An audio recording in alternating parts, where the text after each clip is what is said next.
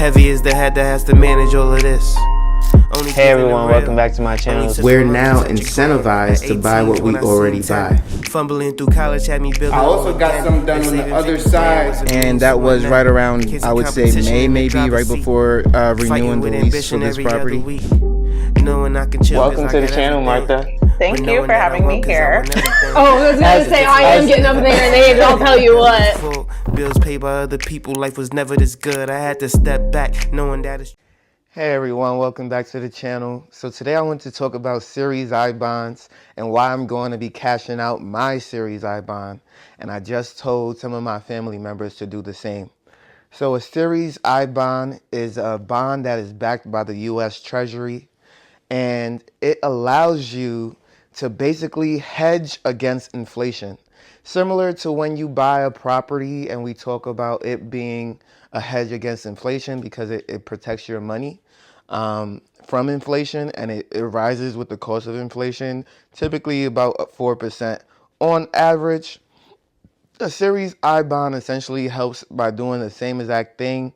And you can put a minimum of $25 into a Series I bond, or if you're using paper securities, you can put a minimum of $50 into a Series I bond.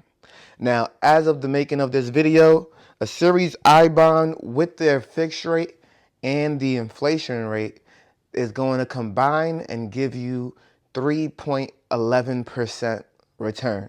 Now, you can get more than that in a high yields savings account right now, and that's exactly why I'm going to be cashing out. But another reason why I'm going to be cashing out of my Series I bond is because the fixed rate that they have right now is 1.33% or 1.30% or 1.2%. I can't remember exactly. But the issue with that is that when I bought my Series I bond, and most people are not going to know this, but when I bought my Series I bond, the rate was like 9% for the inflation rate, 9.6%. So I was getting a fantastic return that's backed by the U.S. Treasury that I already know, it just can't be beat. When you have something as safe as the U.S. Treasury backing your returns and you're getting 9.6%, I take that over the average of 10 or 11% in the stock market where it's volatile, right? But the issue there is that there was 0% fixed rate of return, right?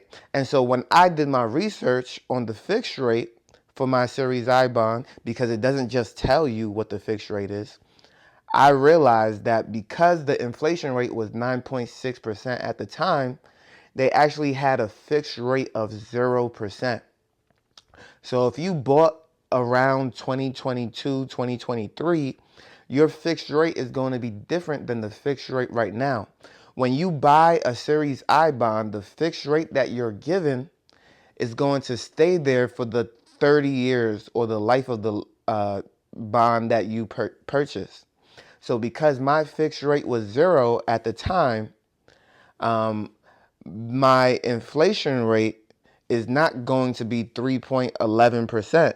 It's going to be minus 1.2% of that. So it's going to be around 2.2 or 2.1% that I'm receiving right now, right?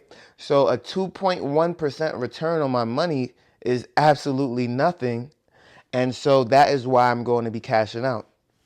Now, this is going to allow me to do many things, like either reinvest into some of my properties, invest in more real estate, or invest in the stock market. But either way, I'm not going to keep my money only gaining a 2% return. All right. Now, the most that you can put into a Series I bond in one given year is $10,000. You can also request that the IRS give you a refund of a max of $5,000 in Series I bonds as well. So for a total of $15,000 in Series I bonds. All right. This is a great strategy for those who are scared of high yield savings accounts, who are also scared of stock market investing, or they're scared of real estate investing, if all of that is too stressful for you, a Series I bond may be the best option for you because it's a very low risk bond that is backed by the U.S. Treasury once again. All right. And so when we have the U.S. Treasury backing our money, you feel a lot safer because most of us live in America. And so we should have no problem trusting the American system. Which is ironic because that is also why mortgage rates are so high, is because there's a lack of economic trust in the American system right now.